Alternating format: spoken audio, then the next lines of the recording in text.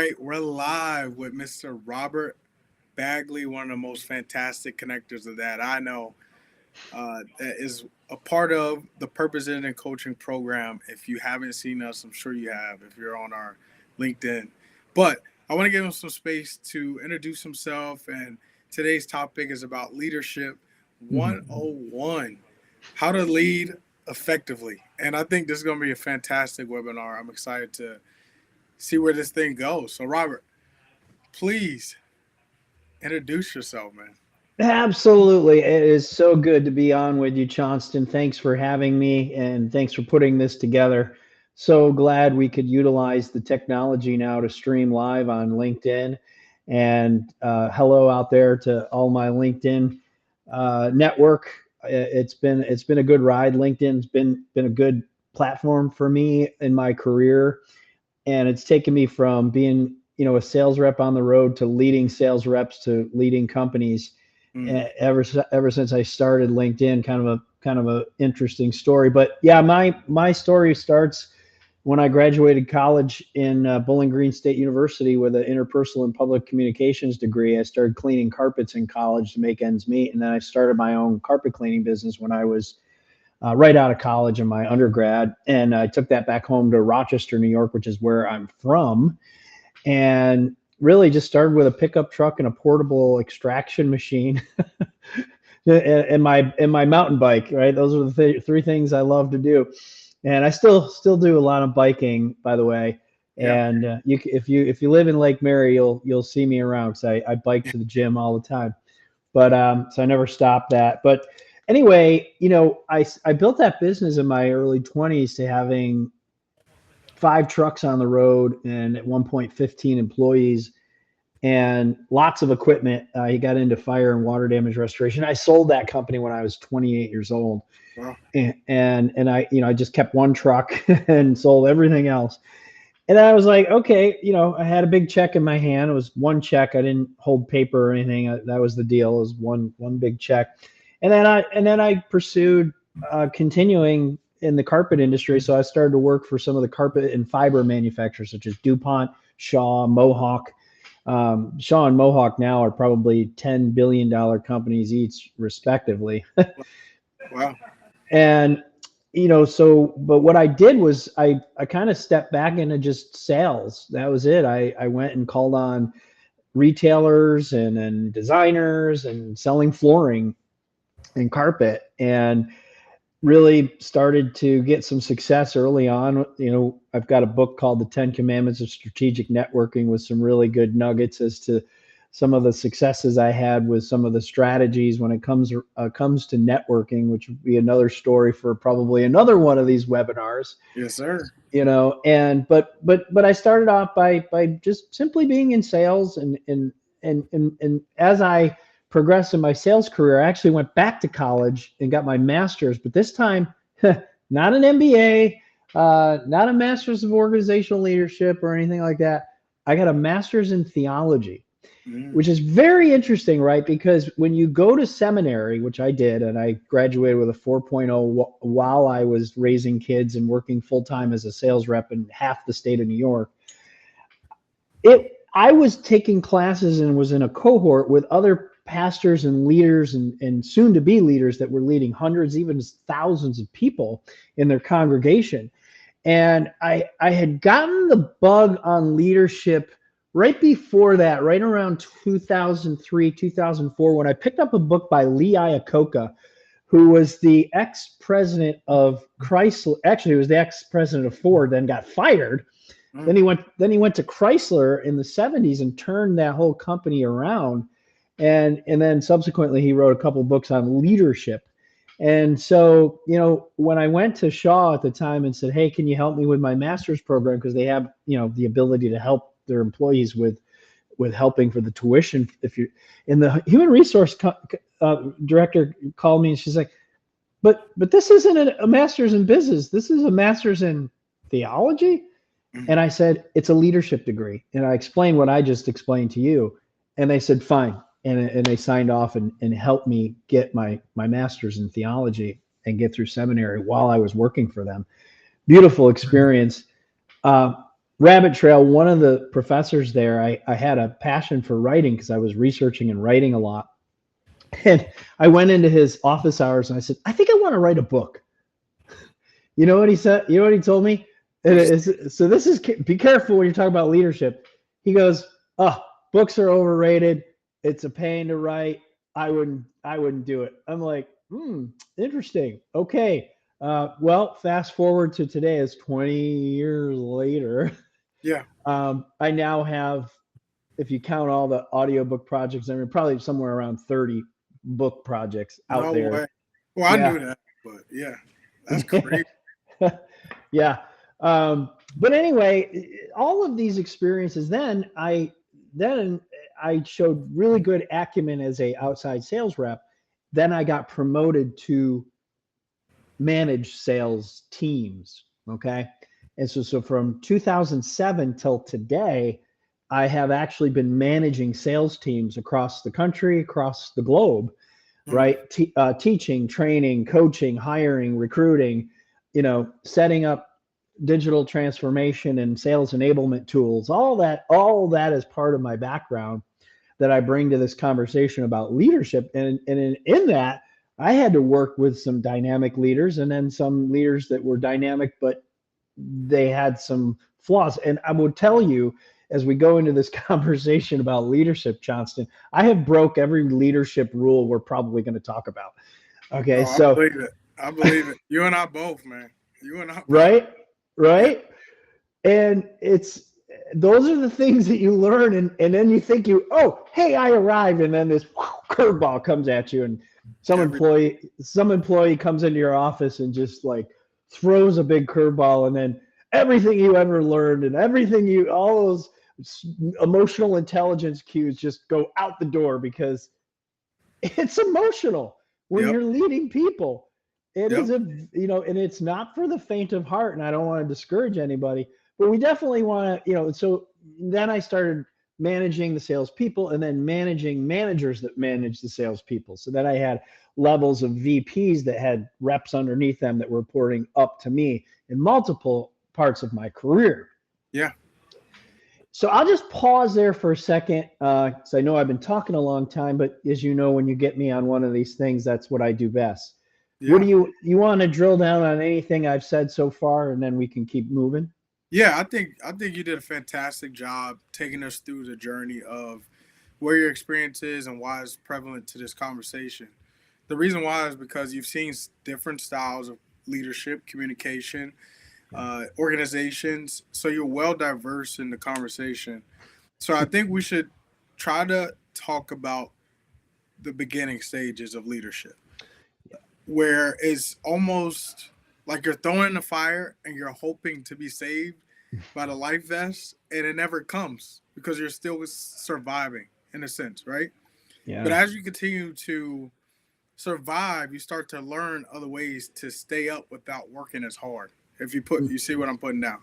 Mm-hmm. So for me, I've learned the communication style to my team has to be different with each individual. I can't be direct with this person because they like being direct, and then the other one I'm being very gentle and soft. I can't do that. I have to understand them to the core so that I can be an effective leader, right? Same thing. I've seen. I'm sure you've seen this too when it comes to watching other leaders and all that stuff. I've Mm-hmm. seen when they take right time, right place out of context. Wow. That's a big Yeah. one. Yeah. Sometimes I've seen leaders do things out of the right time that caused a bigger issue than what it was.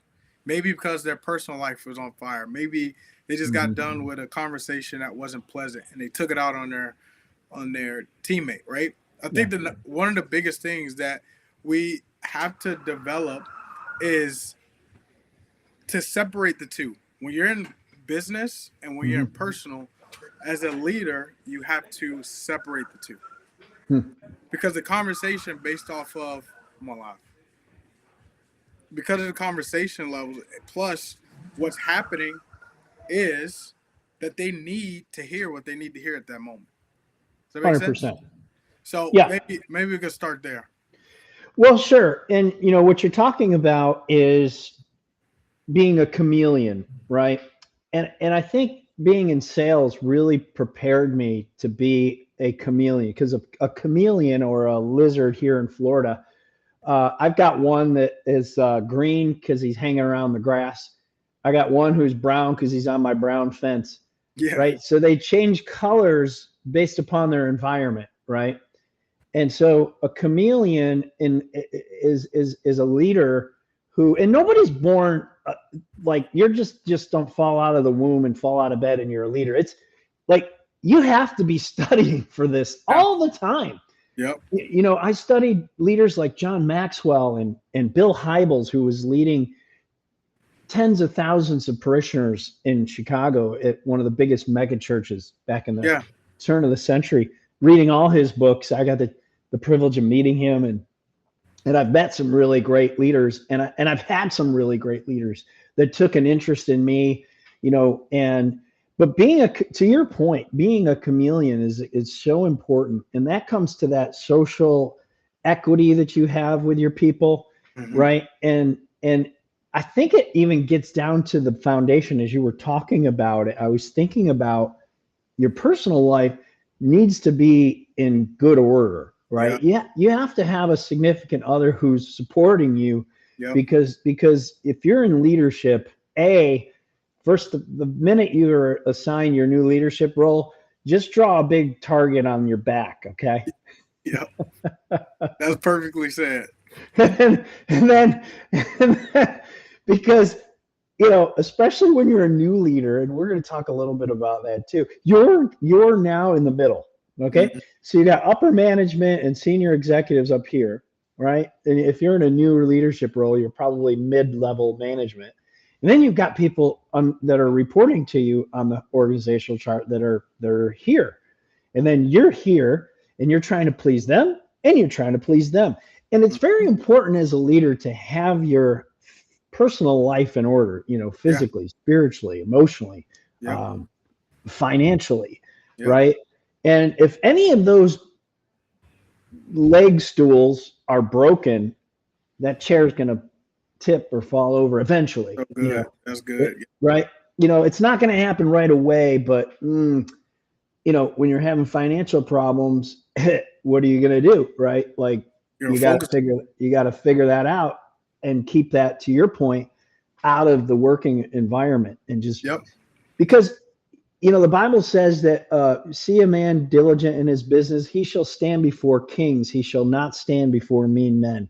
Yep. Do your job, be Yep. focused, and hit your KPIs, and then you won't have to worry about all those other things, right? You'll have the time and the energy to work on your spiritual life, your physical life, your relationships, your personal relationships, all that.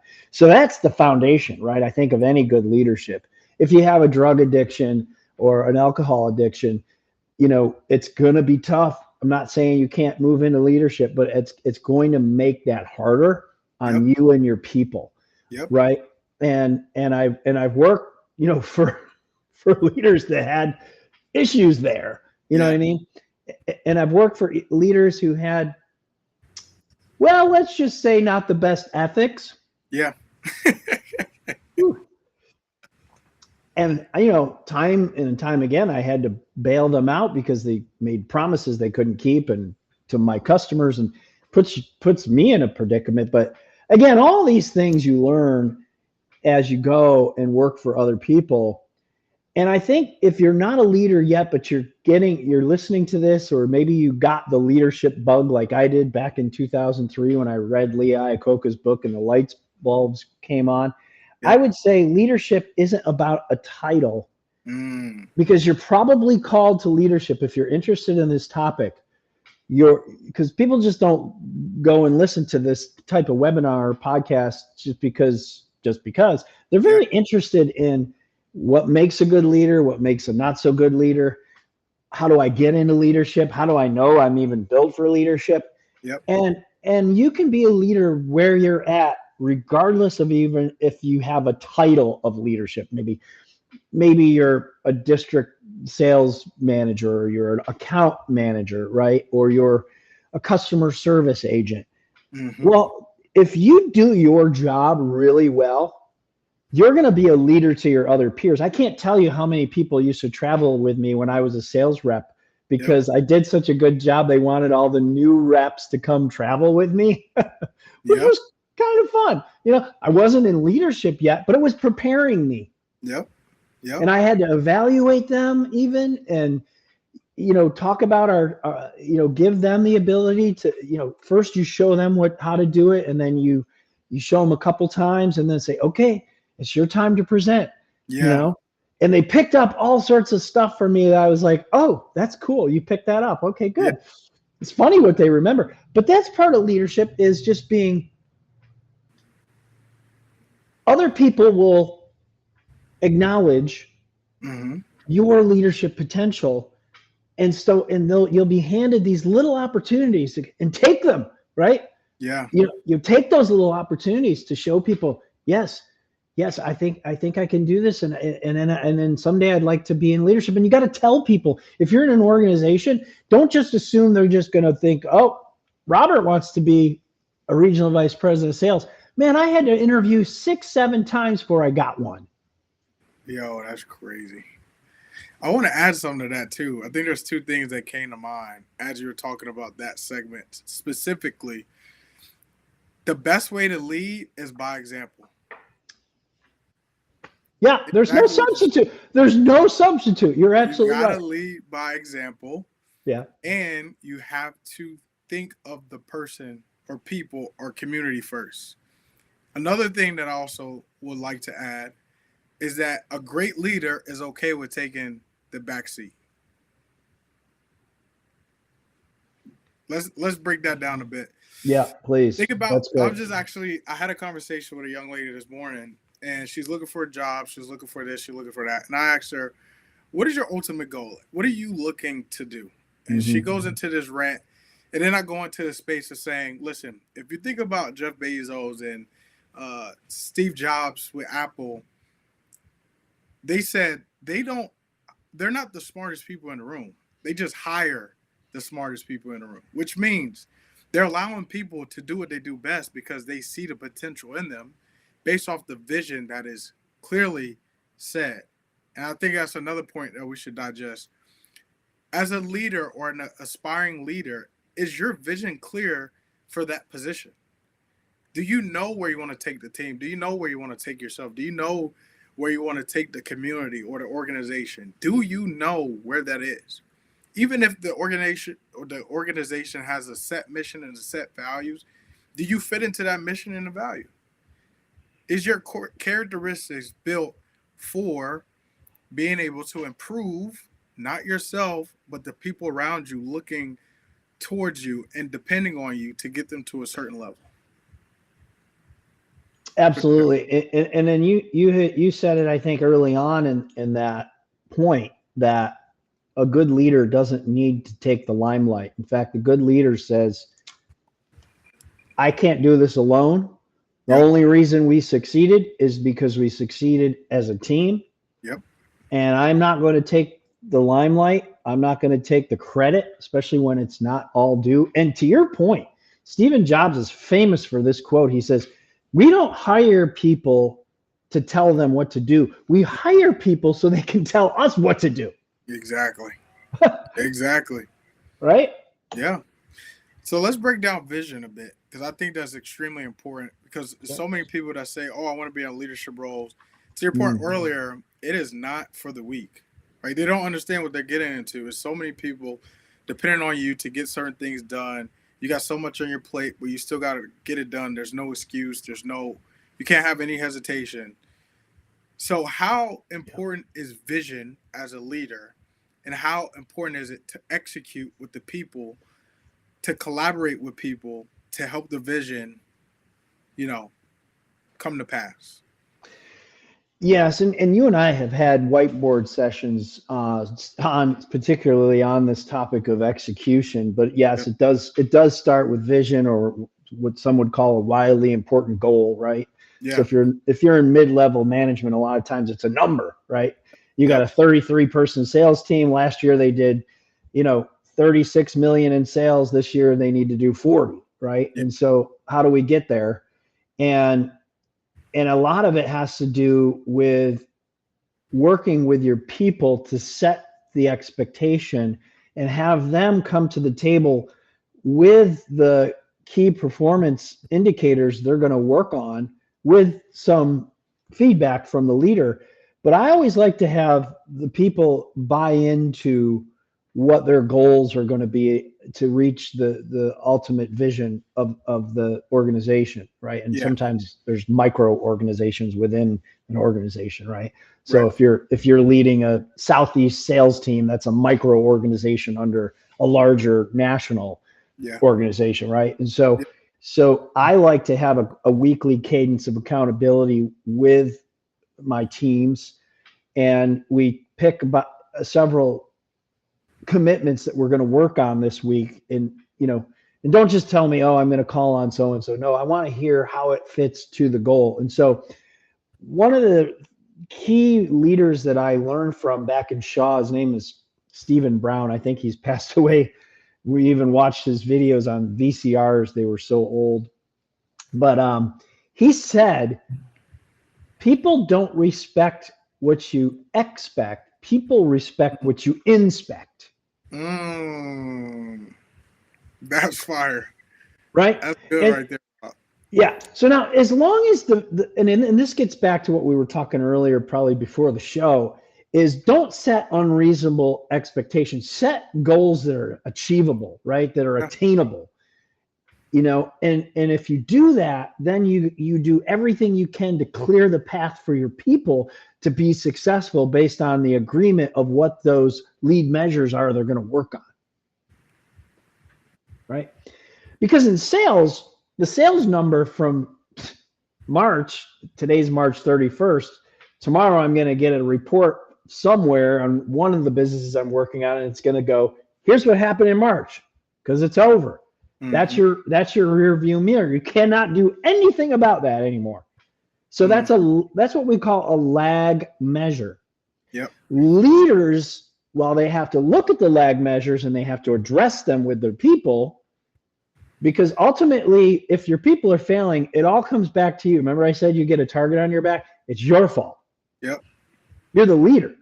Mm-hmm. So you either didn't hire right, you didn't coach them right, you didn't onboard them right, you didn't manage them right, you didn't come alongside of them right.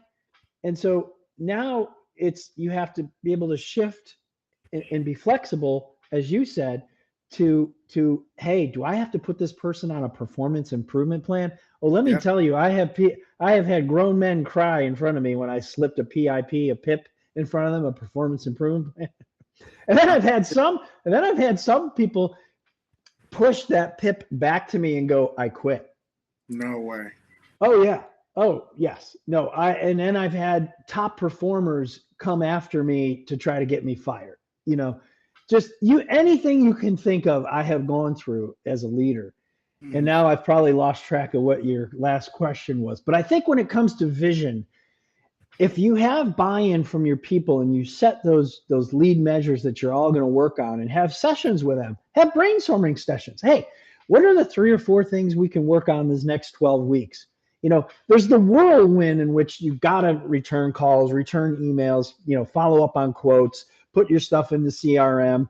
But then, sometimes you have to pick a few of those things out of the whirlwind and put a real strict treatment on those things, because that's what's going to get you to your goal, right? Yep. Mm-hmm. And so when you have buy-in and everybody goes, yep, those are the 3 things we're going to work on for the next 12 weeks. Okay, great. Let's come up with a menu of lead measures you can work on each week and make commitments to each week. By the way, the best book on this is The 4 Disciplines of Execution by Franklin Covey. Chris McChesney, and I've actually interviewed him and done a podcast with him and met with him. It's probably the number 1 selling best book on execution that a leader could read. But there's other ways of doing it without having to buy into a big system. But if you have the money and the capital, a system to get you to your vision, to your goals, is very helpful. And so, what do you want me anything else you want to talk about with that vision and getting your people rallied around it? Yeah, I think what's really important about what you're saying is no matter if you've been in leadership for a year or 10 years, there's something that you're missing. There's something that you could be missing, I should say. There's Yeah. something that you could be learning from someone that understands where you're coming from. There's something that you could be getting perspective from because at the leadership role, it almost feels like there's nobody else to go to. It Mm. almost feels like you have to handle things on your own and then you take it out on your wife and you take it out on your family or you take it Hmm. out on your friends just because you're focused on work and the things at work are kind of frustrating for you to not forget about it in life, right? And that's what we do at the Purpose Engine. With obviously that'd be almost biased to say we're the best, but I'm being honest. From my own experience before we started this, I realized having a mentor or having a coach that helped me realize I was doing things differently. Where if I were to change one or two things from his perspective, things would Hmm. change. Back to your pit, how do you know your culture is in alignment with what you have as far as your vision? These are two things. If the verbiage is the same when you're not training them, the culture is fantastic. Mm. Yeah. You're talking like tribal language and vernacular of the organization. Yeah. It's Love that. almost Yeah. parallel. It's like Yeah. I don't know if I'm working with this guy, this guy, this guy. It seems like I'm working with a well ran brand. Right. They're reading from the same playbook. They've been trained. They understand it. They buy into it, and they're proficient in explaining and communicating it. Exactly. Mm. Another thing I would like to add is your employees open enough to ask for assistance? Are you giving them space to be able to feel comfortable enough to say, hey, I'm not really vibing with this new structure. Can you help me understand it a little bit more? Or are they like, oh, I'm afraid to say something because that may have my job on jeopardy? Right? Those are some things that we have to really consider when it comes to leadership. Well, Johnston, you hit on a great point, and this is where the purpose engine really comes in, and this is true to any sales organization, right? So you have a sales leader. Let's just say that's Robert Bagley. Robert has 25 sales reps reporting to him. They're relying on him, checking Yep. in with him, and they come to you for all sorts of guidance, but there's some things they just don't want to address with their boss, or they're Yep. afraid to address with their boss. Yep. This is where a good coaching company can come in and say, hey, if you're having a performance problem with Jay, okay, Purpose Engine can get to the root and start treating that root with Jay better than you because they report to you. And Yep. they if there's something going on in their family, if there's a fear that they have in breaking through to success, they're not going to share that with their boss. Exactly. But they will share it with Johnston Jennings at the Purpose Engine. You understand? Mm-hmm. And this is where we can take a mediocre rep or a rep that used to perform and is not performing and get to the bottom line and with some confidentiality be able to be now a mediator between them and their boss and get them on the right track. Yep. Make sense? It makes a lot of sense. Mm-hmm. What I love about our group too, and you can tell me if I'm wrong, is that we have not thought about, I'll say it like this. We are more intrigued about the results of the person than what we can gain individually. Every opportunity that we get a chance to even talk to someone at a networking event or have these type of conversations is value driven, people's first, purpose, and then us. We're Amen. we're sacrificing. So this is the thing that I like to add in most conversations that I have with either off camera or on camera. Mm-hmm. Most times, especially when we're going through things, we are always we've learned to be in survival rather than sacrificial. And what do I mean by that? Survival means you're fighting against the war of what's in front of you and feeling like if you don't get things done, this war is going to get a lot harder, right? Yeah. On the back end, sacrifice it. Understand that you've given everything that you got out of love, passion, and most importantly, purpose. And that is allowing you to see the success that you're looking for. So here's a question I want to ask the leaders. Are you loving what you're doing, or do you feel like you have to do it? Do you feel like you're in a position where there's no what's in and you don't have any answers for that? You know what I mean? Sure. I mean, every job has its difficulties and its complications, right? And leadership, you get lots of things thrown at you from all directions. The customer, It's the thing. Yep. upper leadership, Yep. your people that report to you, and a lot of times you're feeling like a glorified babysitter, right? Oh man. Tell You me about do, right? But look, that's what you signed up for. it. Mm-hmm.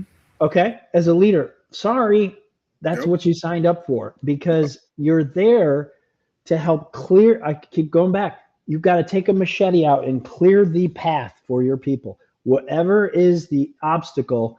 And a lot of times you end up having to be selling up to your upper management and saying, hey, we need this to help our people, my people that are on my team that report to me, be successful, whether it's a tool, right? Like the 4 disciplines of execution. That was a 6-figure program I had to pitch to upper leadership to have that come into our organization because we had a little problem with CRM adoption.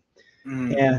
And the company had spent millions on building a homegrown CRM and it wasn't getting used or used properly. And so they came to me and I said, well, you're going to have to spend a little bit more to put an execution program together to help get Yeah. that adoption, right? Yep. And then Yep. and that's when you're in leadership, Johnston, there's this little term called change management, okay? Mm-hmm. Let's talk And about every yeah, and every organization's constantly changing and if they aren't, just wait, they will. it. Yeah. I'd be forced to. You have to, Yep. as a leader, you have to have an orientation to change. Okay. Yep. And you can't be afraid of it and you can't speak up too loudly if you don't agree with it because you have to take some time to let it kind of soak into you before you knee jerk go rampant on upper management and go, oh, that's not a good idea. Oh, that's not a good tool. Don't force that down on us. Hang on. Many times I was too rash in my early years as a leader to lash out at change. And that doesn't bode well for anybody's career, trust me. Yeah. Yeah. So you have to really temper change, step back a little, drop a gear and understand the change and really, in order to communicate the change to your people, some of them may not be ready for like in one instance, I had to let somebody go because they just weren't going to use the new CRM, Mm. right? And so that was insubordination at some Yeah. point. You Yeah. can only tell them and document it so many times, and then and if people look around and say, "Wow, Robert got rid of that guy because he wasn't using Salesforce.com." Yes, I did. It sets the tone.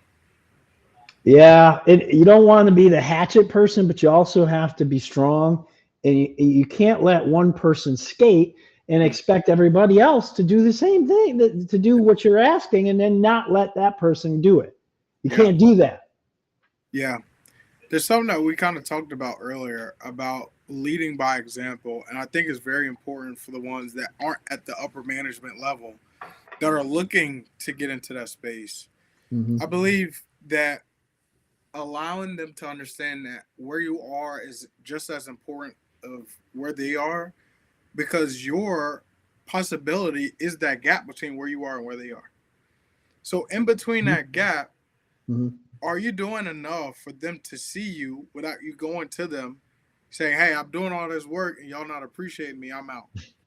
Are you showing humility saying, oh, I'm willing to do what the CEOs are doing, the management is doing, VPs are doing now as a rep so that they realize that I'm not just a regular rep, I'm looking to be a part of that upper management place, right?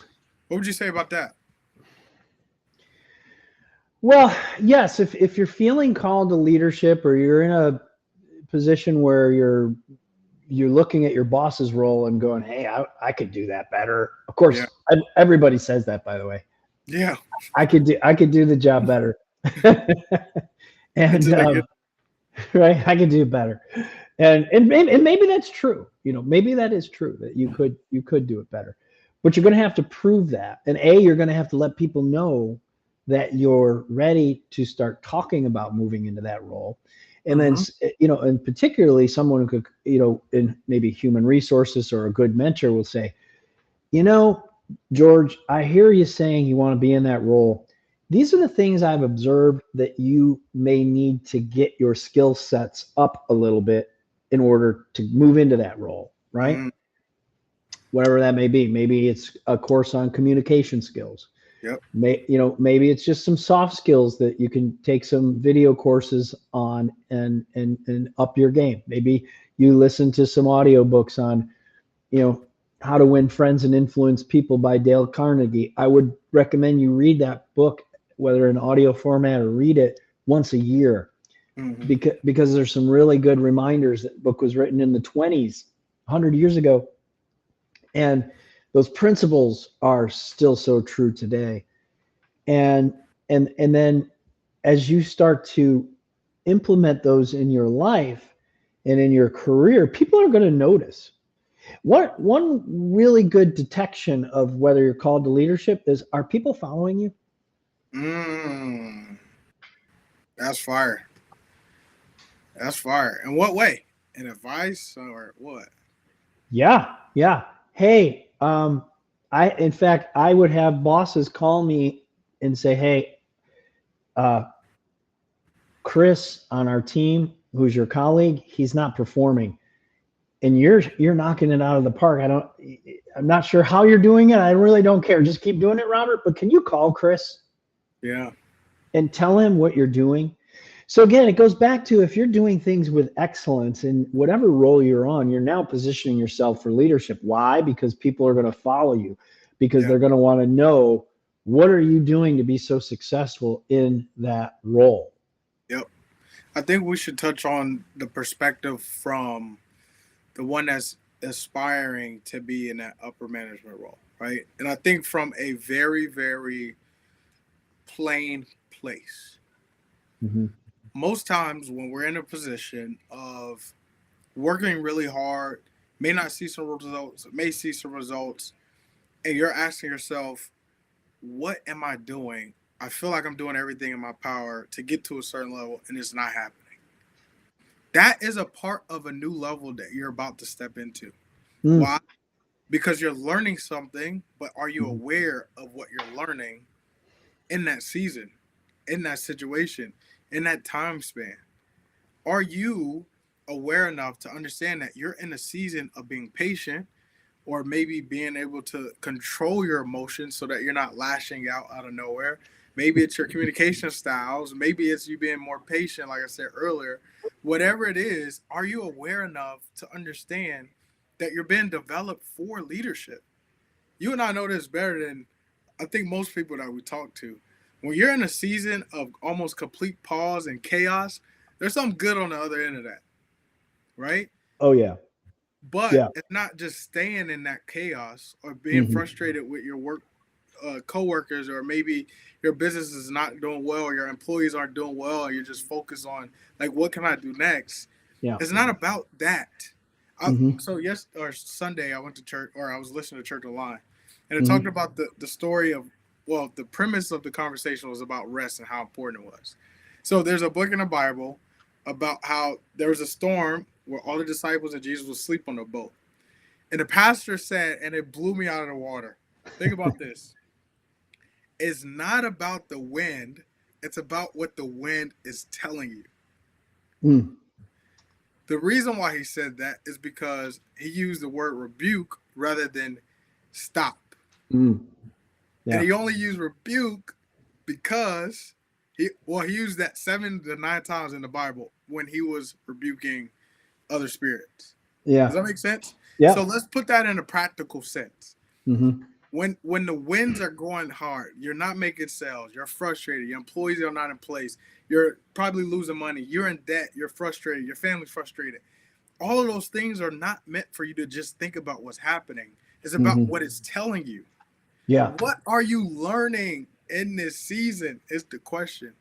And if you don't know the answers, it's always important to find someone, Uh, find yeah. a group that can help you find those answers seamlessly.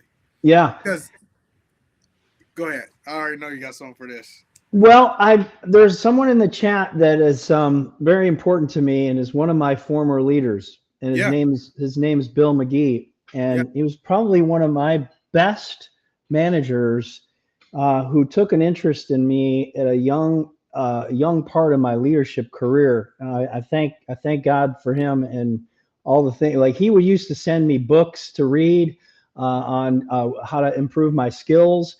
He would send me motivational um, statements and then but probably the most impactful, and we need to read what he just wrote in the chat. Some of the most impactful leadership moments he had with me. He was a senior vice president. I was a regional vice president, yeah, and were those times where he sat down with me and we looked at the goals and we looked where we were at and we looked at our talent, and I had another manager at another company who would do quarterly reviews of the talent that was reporting to me, and, yeah. and, and it would force me to go, okay, where's the gap in leadership, and so let's read what Bill wrote here. He said a leader is someone who takes people to places they ordinarily would never go. Mm-hmm. Yeah. And then he chimed in a little bit after that. He said, many times potential leaders do not get where they desire due to misalignment with their leader's expectation Oh, Bill, or the organization's expectation. that's fire. Thank you, Bill. A, for coming on here, and B, for your wisdom, because Bill could write volumes on leadership because he did such a great job leading people. And some of those people he led, he's retired now, are Yeah, now leading that company that he retired for. With, by the way, he got out of college and went to work for that company with Shaw Industries, and yeah. he stayed right until he retired. I think it was like 35 years. Wow. And he never went to any other company, and he Dang. kept moving up and learning the leadership principles, learning the sales principles, setting the expectation in a reasonable way, right? um, and I think that's so important. Yep. I think it's exactly what we were talking about earlier about aligning your culture with your expectations. What are you expect? What are you expecting your team to do if you don't tell them what to do and how to do it? At what manner? How do you want to Yeah. call yourself a leader and you're not doing the right things to lead? Whew. Well, And yeah, it gets back to leading by example, but I traveled with my reps, yeah, and Bill there's one says, thing I "Hey, love about you too. Like you're in yeah, the field with your reps, so they understand that. No, I'm not just telling you what to do. I'm doing it with you. I'm showing that I could do it too. oh yeah," and Bill McGee, who's on here, used to teach me how to ride with reps. Like Oh, if the reps, like, don't check your phone while you're riding with the rep, yep, but when the reps checking their phone, then you can check your phone. yeah, While the rep's driving or you're driving, you're talking about whatever the rep wants to talk about, but you got to carve out time to talk about the business at some point. You have to have some focused conversations around that. yeah, And one of the things is that, I hired some people at that company that are still there in some of those positions, and some of them got promoted. Some of my reps actually got promoted and are now leading the company too. And some folks are still in their positions where I was able to hire them, and Bill helped me with sorting that out. And a good leader should help you with attracting talent and recruiting, right? And one of the things, keep going back to Bill because he's on here, is he'd say always be recruiting. So when he mhm, went into a territory, not only would he ride with the reps, but he'd also be, he'd stow off or stay an extra day. You don't have to tell everybody where you're going. When you're a leader, it's no one's business what you do except for what you've asked them to do with you. You understand I what I'm like saying? this guy. I like this. You know what I mean? And so always be recruiting. But I would tell you, there were times where we'd be in a presentation and I'd be traveling with my reps. And yes, I'd be in 2 to 3 cities a week. And that's what it takes. You Yeah. know, it's grueling. We raised a family that way. And, right now I'm not in that spot, but I may be again.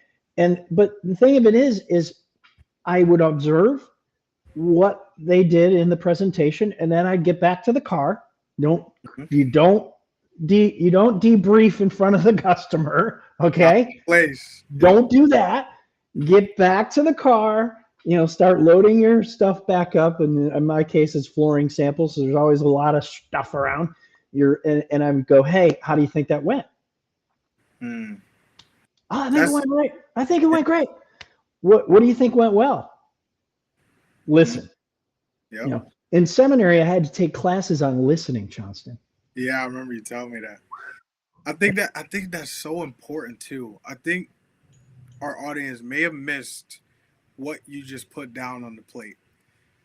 When you got in that car with that rep, you didn't tell them what you thought was right. You asked them what they thought was right.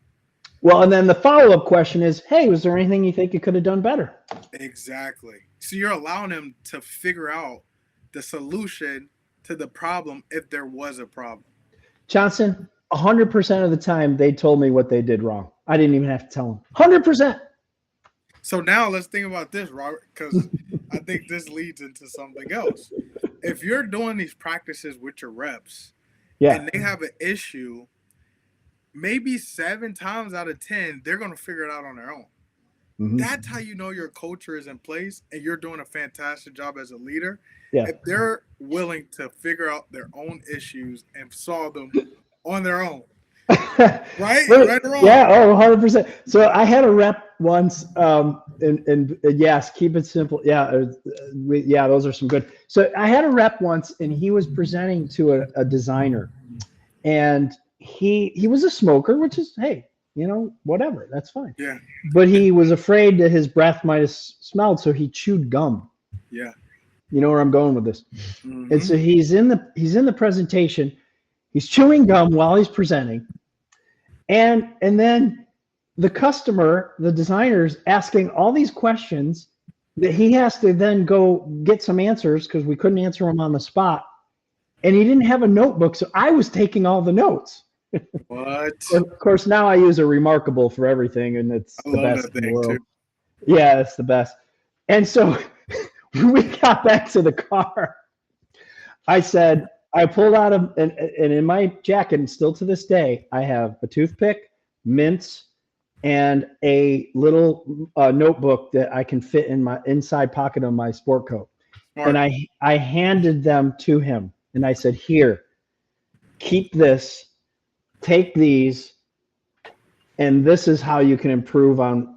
Because chewing gum is not that's not going to work. Not going to work for me, Yeah. right? As your superior and as somebody coaching you to be better. And he did. He stopped chewing gum. He brought mints. He brought in a notebook. Every salesperson should be taking good notes and listening, asking good questions, and then taking notes and listening on a sales call or any call when you're in front of the customer. And to have your boss be the one being the note taker and the secretary on the sales call, well, that's probably not good for career advancement, right? I agree. But we had a great conversation about it, and he ended up really turning his business around with he just needed a few little tweaks. And it just took me traveling with him and having some candid conversations. They weren't easy conversations as a leader. You have to kind of break it to them gently and softly sometimes. Some people need it a little harder, right? And again, that goes back to being a chameleon. So let's see what else is Bill said in the chat here. Yeah. Before we do that, I want to add something to that because you're bringing up some really good gems. I think I'll say it like this: the bigger the potential in someone, the bigger the patience. What do I mean by that? You're willing to work. You mean the leader needs to have more patience with the Exactly. calling of the person that they're mentoring. Exactly. Okay. Gotcha. So if you, for example, maybe for some other organization, they've done that before, and that leader is like, "I told you before, you should not be smoking this and that, this and that. It's not a good look for us." You took it in the inverse. You've seen his potential. You've seen what he could do. You've seen the things that he's done. Here's a little tweak. Here, let's use this next time. Let's use this next time. Let's use this next time. And then over time, he started to develop those mannerisms, those habits, those things that caused him to be a lot more successful than he was when he was doing what he was doing, right? So I just wanted to add that before I forgot it. But Hmm. this is what Bill said. I think this is for you. Yes. You can give yourself, yes, knowledge. This was great. You can give them the skills. You cannot give them the ability. So there's certain things you can give them, right? You can give them product knowledge. Mm-hmm. You can give them software knowledge, right? Right? You can get them training on how to use the new latest technology and fill in the blank, right? You can get that to them, right? And you can give them product knowledge, right? And they can regurgitate it back to you. You can practice it once. You can role play. That's important. I know you like role plays, Yeah, Chauncey. I love role play. And you can give them skills, right? You can get them off the shelf training, right? That's already pre-done, or you can even sit down and work some training out for them. Yeah. But you cannot give them the ability. So that is where the hiring is so critical. Yep. And the M is motivation, right? You can't put a fire in somebody's belly if there's no fire in the belly. Yep. And I'll finish out the rest of the sentence. It says, it's creating a motivating environment so they may do the best work, sorry. You guys keep sharing and leading. That was the end of the sentence because it went dot, dot, dot. Because it was a lot that he put in. But I think it's fantastic. I Yeah. agree. There's a saying that we like to say all the time. You can lead a horse to the lake, but you can't force him to drink. 100%. And it's hard to discern that in a interview, right? In one interview, right? Because somebody can be on their game, and talk a good talk. And I've done that. I'm a salesperson. I can talk my way into any role, I right? agree. Yep. Yep. But that doesn't mean it's the right role for me. Yep. You know what I mean? And yeah, the pay's good and this is good and that's good, but it doesn't mean it's a good role for me. And Yep. that's why it's important to have people like Bill who are also interviewing. That you have a team interviewing. You got human resource interviewing. You've got other people interviewing that person and coming out of that interview with just a different perspective of that person and asking questions about, and then you can hear if there's fire in the belly when Yeah. somebody's talking to you, right? You can hear it, Yeah. and as a good leader, you can tune your ears a little bit to that frequency too, Yeah. over time. Yeah, I think what's a really good practice that I've developed, especially when it comes to hiring assistants for what we're doing with the Purpose Engine, hiring sales reps that are interested in being a part of this as well, Mm-hmm. is having a predetermined question that will allow you to see the motivational levels in them.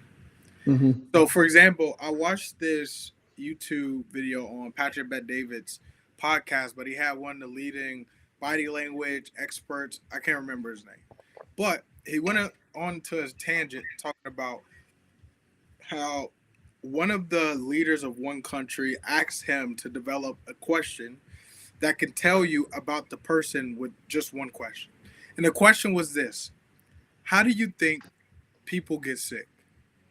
Now, there's two ways you can answer that. Environmental. Oh, it's. I believe sometimes when it's pollen outside, I get sick. This, that. Or the other side of the answer could be, I didn't take enough vitamins. I didn't work out enough. I've been drinking too much. I didn't drink a lot of water. Now, there's two answers, but you know the principle that I'm putting down right now, Robert. Oh yeah, People are 100%. blaming others for Yeah. what's happening to them, and Yeah. others are blaming themselves for what's happening outward. So That's a nice developing, litmus test. Yeah, really good yeah, one. Mm-hmm. yeah, right. So figuring out now we got Chat GPT. You could put in a prompt like, "Hey, I'm about to interview this person. I want to figure out how motivated they are, how structured they are, how Yeah. excited they are, with a couple questions that will allow me to understand what they're going through with just one to two questions, and it'll give you at least 30 of them. right? If you don't like Oh yeah, those, you can refit them, right? So absolutely. Yeah. developing one thing, going back to like we're almost breaking it down based off of what we already talked about. Is your Hmm. vision clear? If your vision is clear, you know what you're looking for. If you know what you're looking for, you know what to hire. If you know what to hire, you know what conversations to have so that they're put in positions to win. Just to Hmm. complement what Bill is saying, you can't motivate them, but if they're motivating themselves, all you gotta do is just put them in the right positions to see them be successful in the things that they're skilled at. Like Yeah. something that I don't do, I hate social media. I have to do it, I have to use it, but I hate it. Now, when it Well, comes by the way, to, you do it very well. I just thank want you to you, know. thank you so Well, much. yeah. But when it comes to me being organized, trying to figure all that stuff out, posting at a certain time, having a certain aesthetic, having the scripts, the content, that's not my thing. I've realized that's not my skill. Hmm. But I bring in somebody like Madison that is passionate about that, put her in Yeah. that position, and she Yeah. thrives.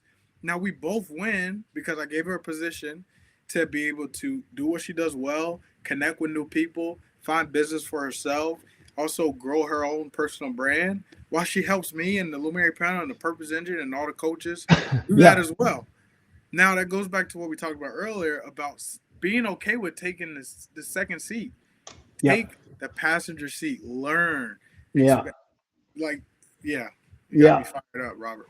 No, it's true. And there's a great book, and Bill knows this book and probably recommended it to me, and I was already reading it, but it was back in the day. It was the best book to read, and it was called Good to Great. It's still a I classic. love that book.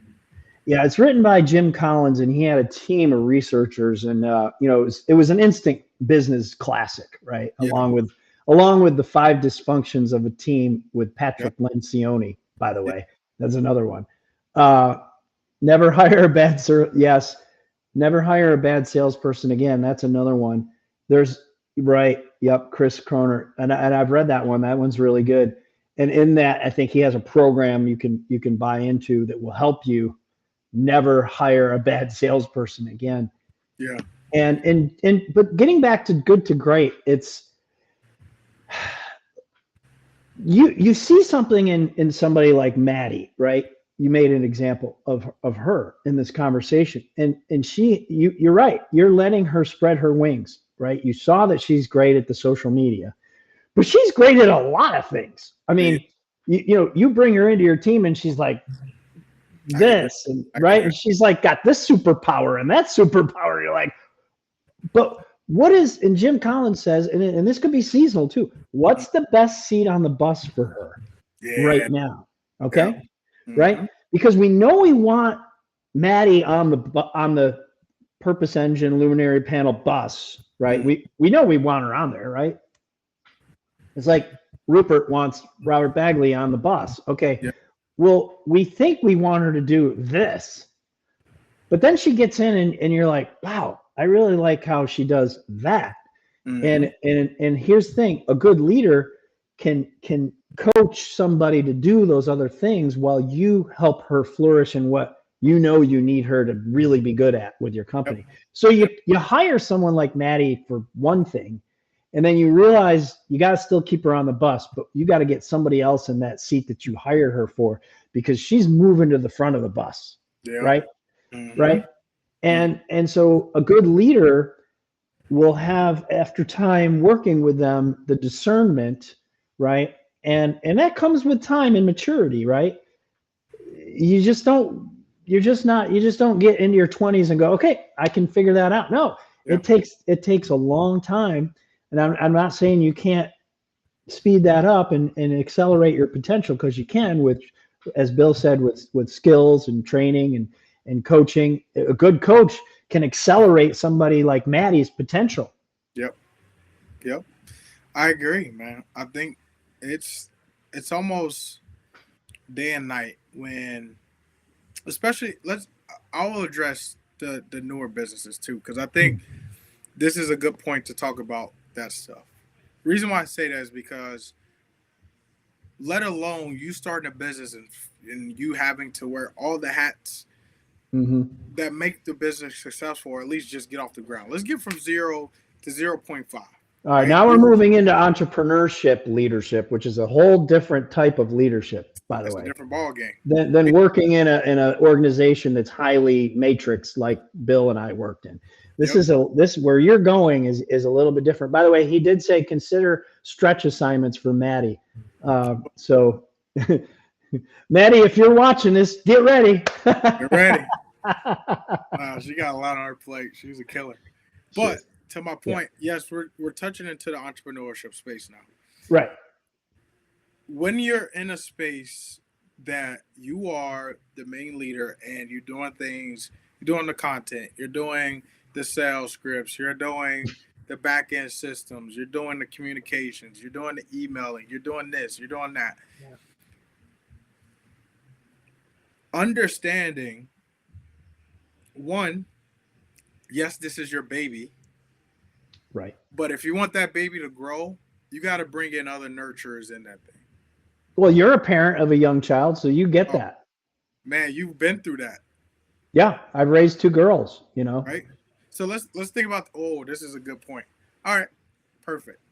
So I have a baby girl, 2 years old, and she's on her way to 12. Okay, we'll just leave it at that. She's Mm-hmm. growing fast, running around, all this stuff. When she's at my house, it's totally different from when she's at her mom's house. Reason Mm-hmm. why is because we have two different styles, right? Yep. We have the Right. same baby.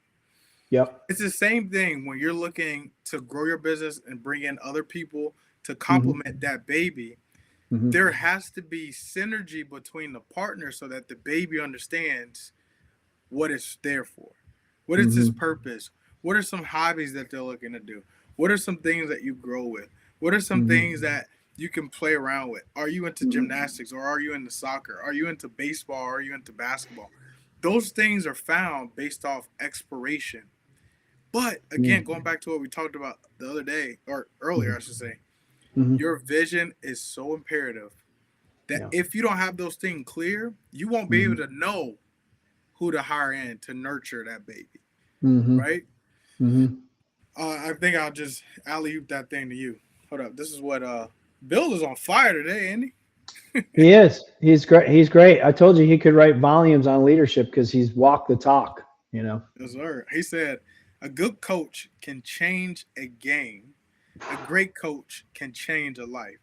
Uh, Your associates that know you, care about their success, will be loyal to you." yeah. Oh man, Bill is on fire today.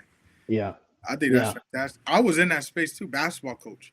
I was a Mm-hmm. basketball coach before Mm-hmm. entrepreneurship coach, life coach, consultant, Mm-hmm. whatever you call it, Mm-hmm. right?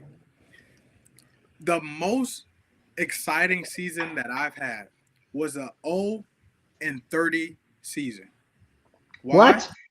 Yeah. That was my most exciting season. I'll tell you why. What? So I coached at Orange Christian in Maitland, Florida, and we were developing the basketball program. This is right when I became the first or youngest high school coach in Florida, and like I was 22 at the time when I was the Mm-hmm. head coach, like running the whole entire program, like Wow. from middle school all the way up to high school varsity. Wow. So we decide, like, hey, let's try to spark up that girls basketball team. Okay. Mind Why you, not? why not? We're trying to build something from the foundation. It's okay to learn. At least we have something in place so that when we get better kids in or kids that have the experience to play, they have the opportunity, right? Yep. Never know where that could go. They could go to pro. You never Could go know. pro. Right. Mind you, we're pulling teeth and nail to get girls just to the tryouts. Yes. Right. We managed to get 11 girls that's never touched a basketball in their life. Well, that's all you Never. need for a good team, right? You got a That's all you backbench need to and play. That's all that's you right. need to play. I don't know about good team. Yeah. So the season goes on, but Mm-hmm. I found that I was able to be an impact because I used basketball as a tool Yeah. to give them the tools necessary to be successful as young women. Mm-hmm. Mm-hmm. The things that I were giving them was completely opposite from what their parents would give them. Yes, they gave them fantastic lives. Going back to what we talked about earlier, about having an outside perspective, being able to Mm-hmm. give you the tools Yep. necessary so that you can go in and have a different identity when you're having these conversations. So Correct. to this point, I completely agree. Now the young ladies, like, they'll text me every now and then and say, "Hey, Coach CJ, thinking about you. Thank you so much for the season. I really appreciate it. I didn't think I would play basketball, but I enjoyed Hmm. having a community. I was excited to get to know new people, try something Hmm. new, step outside of my comfort zone. And now because Hmm. of those tools, they're able to use that in other stuff and parts of their life. Oh yeah, yeah. Does that make sense? It sure does. Yeah, I was the captain all 4 years of the cross country and track team. I think Mm, Bill is actually doing some coaching when he retired. So maybe you can tell us if that's what you're doing, because I want to say you were doing some track coaching because Bill's nice, a runner. nice. You'd see Bill at 4 in the morning at the if we were at a convention, out of town. He'd Yeah, be the one at 4 in the morning on the treadmill at the hotel gym. I love it. uh, you know, and very disciplined. Bill would fast something every year. Like one year he'd fast beer, and the next year he'd fast coffee, and like very disciplined. So I think those lessons as a coach permeate somebody's life and really can affect them positively going forward. And I remember my cross country and track coach, always pushing me, and I was a leader, right? As a freshman, I was the captain of both the cross country and track team. Why? Because in middle school, I was showing leadership on both of those teams. Yeah. And so when I went varsity, that was I was immediately put into that role. Now, let me just tell you something. Um, when you're in that role, any leadership role, you are being watched all the time. Oh man. Okay? Oh man. Every little piece of anything they watching. All the time. They're watching your mannerisms. They're watching what you say and listening to what you say. They're watching how you say it. They're watching how you dress. They're watching to see that, and some of them are vindictive, and that's okay because that's just part of leadership. And they're waiting for you to get to trip up. Yep. Yep. And then the minute you trip up, boom, they're gonna put the hammer on you. Hmm. So you're always on stage as a leader. I am on stage right now talking to you, right? I was wearing a Stephen Jobs black t-shirt earlier. So, I and like. now I dressed up for you. Why? Thank you. Because we're talking about leadership. And my wife was like, you should be wearing a sport coat. Well, Johnston's wearing one. I'm not. One of my signatures is nice vest. So it's a little warm out. So here in Orlando. But yes, Bill, I thought you were teaching track and field. Yes. Thank you for your service. And he said, yeah, that's I great. really appreciate that. Uh huh. You get it. You get it now, especially at track and field, man. Congratulations on that. Track and It, field is very diverse because you've got so many things. You've got all the sprints, all the long distances. You've got things like shot put, yeah. javelin, triple jump, right? Yeah. Long jump. You've Yeah. got the high jump. Hmm. There's all these different events within one meet, and so a good track and field coach is a what I would call a conductor of the orchestra, right? Hmm. And in order, and Bill could probably attest this, you got to have some great coaches reporting up to you Yep. because you need a long jump coach that's reporting to you because Yep. you may be the long distance running guru, but you never did the triple jump. You ever Yep. watch you ever watch somebody do a triple jump? Yeah. Holy cow. I mean, that is It so hurts my knees synchronized. watching. Huh? It hurts my knees watching it. Yeah, I mean, you've got to have every marker perfect, and you've got to move your feet when you jump in the air.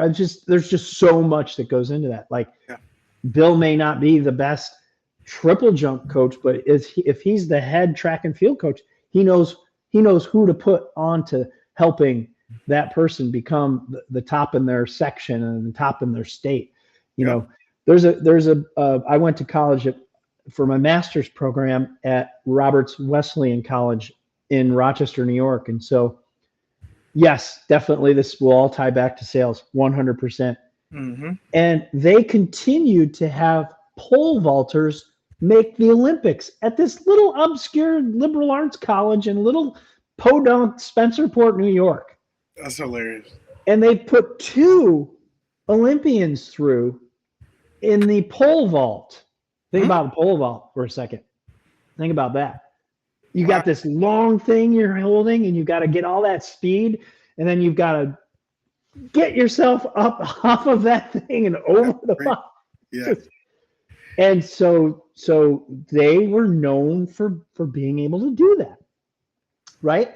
And so, like bringing this back to entrepreneurism and sales, it's similar with leadership is knowing, and you said it, you gave them tryouts, so you had to pick 5 out of the 11 that were going to start every game. Mm-hmm. Yep. How'd you do And that? How'd you pick them? seeing if they're the best at the time. But what did you do in practice? What did you expect to see out of them in practice that would get them to start next game? What? That's a fantastic question. I was saying if they can pass the ball properly, can they make at least a layup?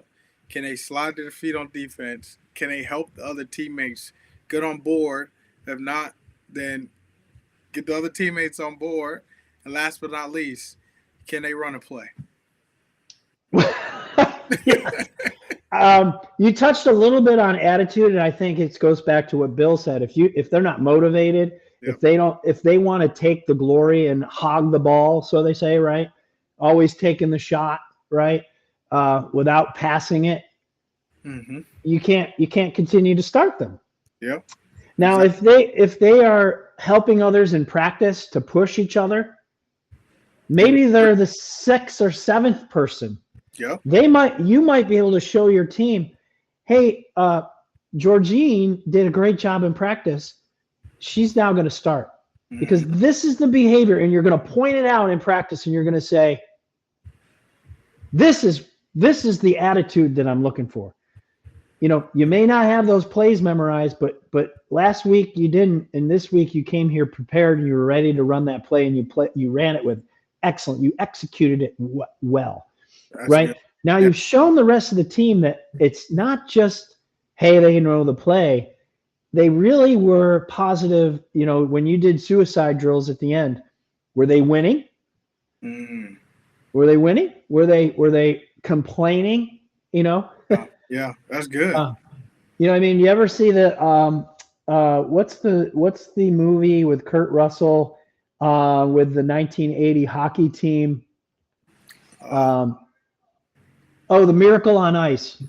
no, I've never seen that. Oh, oh, oh, I please can put that on your. Oh, check it out. he made them do suicide drills one practice till they all threw up, Dang. and he didn't stop until and he was taking flack from his assistant coach. Said, Oh, I got that before too. Trust me. you That's got you can't keep pushing these people. They ended up beating the Russians in the uh, 1980 Olympics. In fact, I watched it in my classroom in sixth grade. no way. Um, yeah, and that was the time where we had the Cold War, where it was Russia against U.S. Yeah. and Russia would always romp us in the Olympics in hockey, That's right? deal. And Yeah. and this team came out of the ashes because of their coach. And some of the best scenes in that movie are when he's in at halftime in the locker room giving them the speech. Kurt Russell nails it, so you can Yeah. get some inspiration from that. That's a But good. That's a good point too. When yeah. your team isn't performing, what is your go-to conversation with them?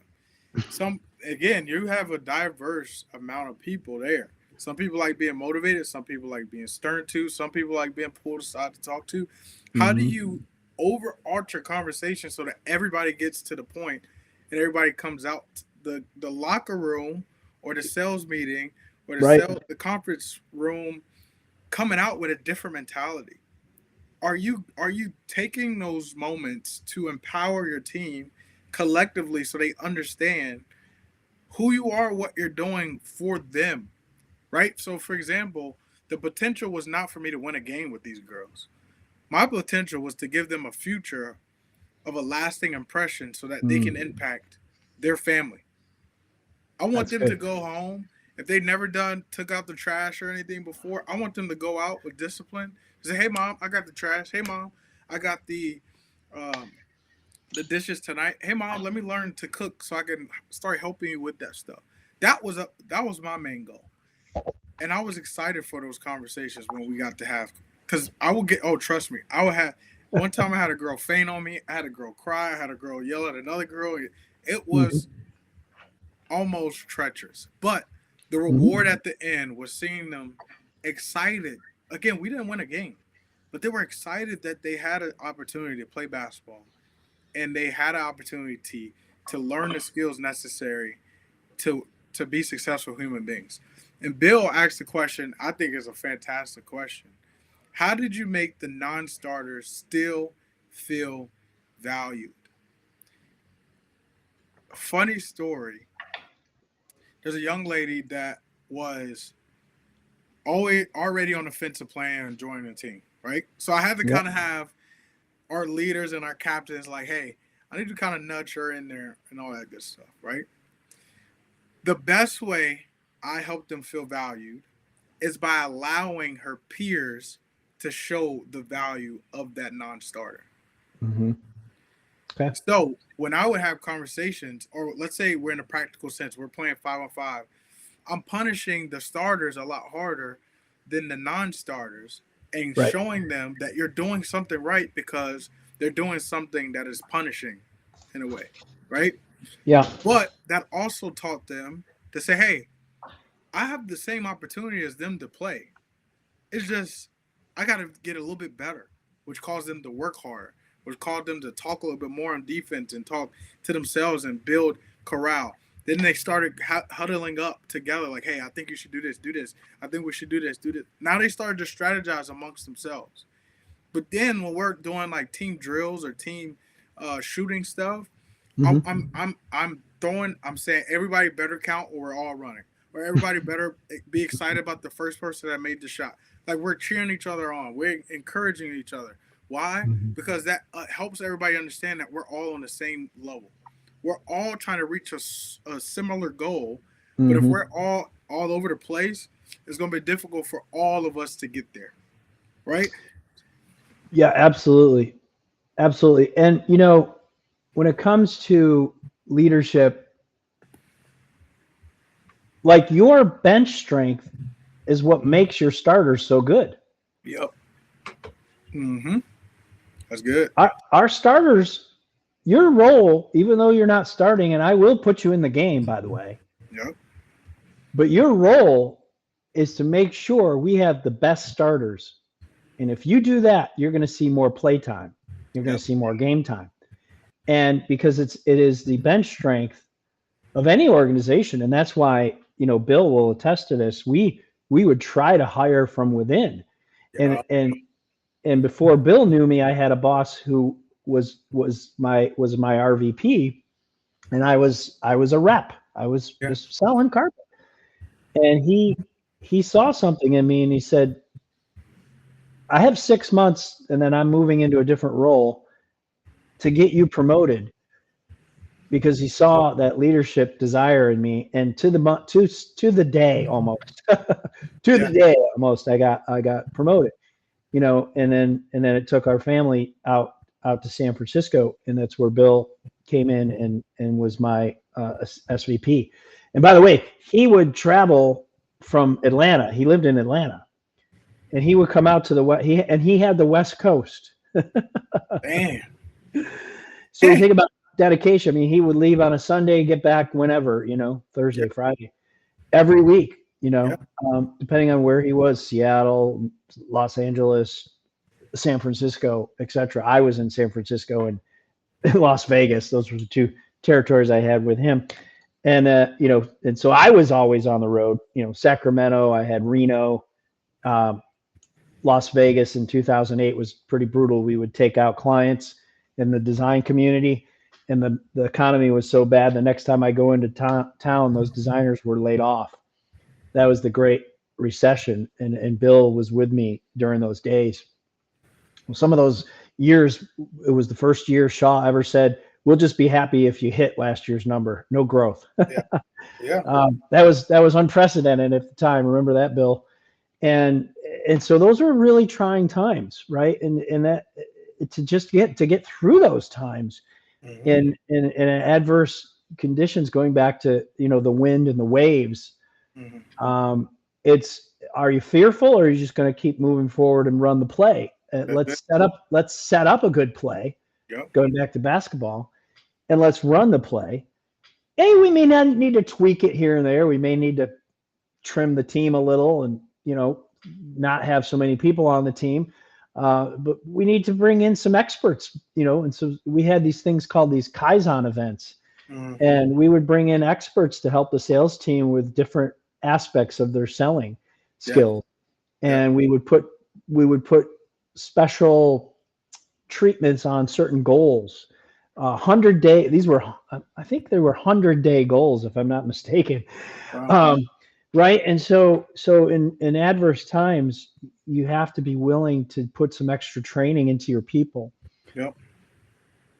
I think and we're almost, dang, that hour and a half flew past. We got about 10 minutes left. Hmm. So I think that's extremely important when it comes to the training aspect, because Yeah. again, going back to all this stuff that we've been talking about today and this evening, and I think this is one of the most fantastic conversations we've had together. Plus, it being recorded even makes it even better.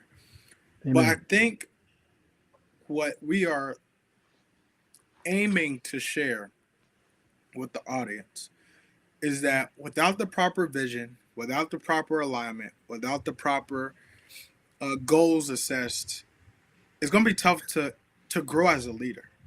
You're going to hit a ceiling, and then when the next best thing come up, you're still in that bus, but you Hmm. ain't in the same seat. Hmm. Now you're frustrated at the external. Going back to that question, how do you get sick? You're blaming somebody else, but not seeing what's within. But if you were to, now think about this: if you were to be taught how to get to the root of those causes, so that when that opportunity happens, you're not stuck here. You're excelling because you know what your foundation is based on.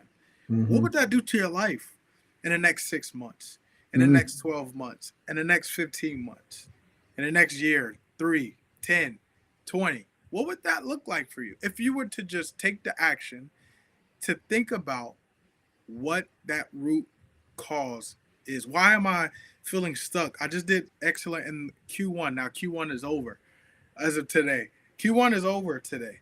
What did I do wrong? What am I looking to do next? I'm feeling stuck. I'm feeling frustrated. I feel like there's more in the tank. I just don't know how to get it out. I feel like my friends aren't for me. I feel like my teammates aren't for me. I feel like I'm just in this cycle by myself. I need Hmm. help. I need guidance. I just don't know where to look. Hmm. You found it. You found it. Now, let me ask you this too, and then we can kind of wrap this thing up. What is the cost of inaction? We always talk about return on investment, but what's the cost of you not taking action? You being stagnant, you being okay with being frustrated about finances, spiritual balance, life balance, business balance. You're having a hard time figuring it out because you didn't take the action because at the time you're afraid. What does fear get you? Nothing. It causes you to stay stuck. It causes you to be procrastinate. It causes you to hesitate. Is hesitation worth not being the best version of yourself? Is hesitation worth you not exceeding and helping the people around you? What if you were called to be the one? I'm taking that from Ed Milet. That's one of my favorite speakers. What if you were called to be the one? You know that you're the one. But with great actions, there's great responsibilities. If you decide to take action right this second, your future self would thank you and your past self would thank you. There's one last thing I want to say before we wrap this thing up. Sorry, I'm just on a tangent. Again, going back on Ed Milet, he talks about um, one more, the power one more. But he talked about this in an instance where he was helping people understand that, hey, I believe in God. I know that when I die, I'm going to see Him. Like I'm going to heaven, right? But how frustrating would it be when you get to heaven and God says, hey, Eddie, you did a fantastic job, but this who you could have been. Mm. Yeah, regret. and regret is regret the cost of you meeting your fullest potential. Mm. Just because of inaction, of being afraid, of being hesitant. If that's not the case, and you're a mover and you're a shaker and you're always looking to take it up a notch, looking for guidance from executive leaders like Robert or personal development things like Ted, no matter what you're looking for, we will put you in the right positions to be successful. Hmm. But don't let you be in the way of who you should be. Sorry, I just had to say that. No, that's right. So you're talking about the purpose engine. How do we get everybody the information? I know you have a great survey you probably want to share, right? Yeah. So if you've been a part of this with us, or if you tuned in and you attended, we'll be sending you guys a free discovery so that we can help you be successful in your journey. There's no Hmm. sales pitch to it. We just want to be a part of your journey and see how we can support you best. There's so many opportunities where you can be a part of what we're doing. We have another workshop webinar tomorrow with Nazneen Chugtai, and Robert and I will have another conversation here coming up in a couple Hmm. weeks or so. Hmm. Also, we would invite you guys to sign up to our text message community where you get updated with all these events. Obviously, you have us on social media, but we have so many things we can plug you up into that you will be fully equipped to the next level that you're looking to desire to get to. So, again, going back to COI, cost of inaction. If you're not taking action, you're staying stagnant. If you are doing things to help you be successful, kudos to you. We're excited. We're happy for you. But if you're in a position that you're frustrated about where you are and you know there's more in the tank, do not waste any more time. Time is ticking. Here's the thing that we used to talk to all of our basketball guys, because I used to work with NBA guys and all that stuff. You know this. But for our high school kids that were on the brink of being okay to get to college, and for reference, only 1% of the entire world plays Division I basketball. Wow. We got kids that have no chance of playing high school basketball, but we did a miracle. Okay, we helped them develop the confidence to believe that they can play varsity basketball. That's the first thing, right? But we will always say, your window used to be like this big. When you was in middle school, you were good. You had an opportunity to play. You played at all these showcases. When you got to ninth grade, 10th grade, 11th grade, 12th grade. If you haven't figured it out by 10th grade, this is it. You're gonna be difficult. Same thing in your life. Oh, I did well this first quarter, this second quarter. Oh, I'm getting older. Now the years are passing. Now the years are passing. I don't know what I'll do with my life. I don't know my purpose. What am I here for? I'm just forced to do this. I feel like I'm in a hard time. What what have I done with my life? Is that worth not taking the action that's necessary to help you be successful? What would this do to your family if you took the action back here and now you exceeded the window to do this? Now you're bringing people along. Hey guys, look what I've done. Look what I could do for you. Look what the program that helped me develop. Look at the people that I'm connected with now. Look at the events that I'm excited to attend now. Just because you said yes. It doesn't take anything else but a yes. Right? That was a long way to answer. But that's where you can that's how you get connected. Just by saying yes. So Robert, it was a fantastic conversation. Really Look at enjoyed it. I think we have a lot more to say on this topic, but yeah, maybe I'll go back. I started making notes. Maybe I'll start putting it into the book that I've always wanted to do on oh, leadership. so our next conversation is about a book too, and Hmm. it's the Ten Commandments of Networking. I'm excited about that conversation. Yeah, Where can they yeah. find? I did a presentation on that with Caleb Paul last week, and it went really well. I've done now two public presentations on that little mini book on the Ten Commandments of Strategic Networking. You can Nice. just find it on Amazon. 10 Commandments of Strategic Networking, comma Bagley, or just 10 Commandments, comma Bagley, and it'll pop right up. And you can listen to the audiobooks really well done. It's not my voice. But yeah, I'm looking forward to that conversation because obviously I've spent some time. And I have a sequel to that book coming out that co-authoring with Eric Deckers, who's a great prolific writer here in Orlando. It'll be the 10 Commandments of Personal Brand Building. Oh, So you're You're Yeah. killer with that one. The personal branding is your thing, man. Yeah. All right, man. So Thank you so much, now, Johnson. Great anytime. call. So let's make it happen, guys. We're excited to be working with you guys. Look out for that gift coming soon. Thank you for tuning in. Peace out.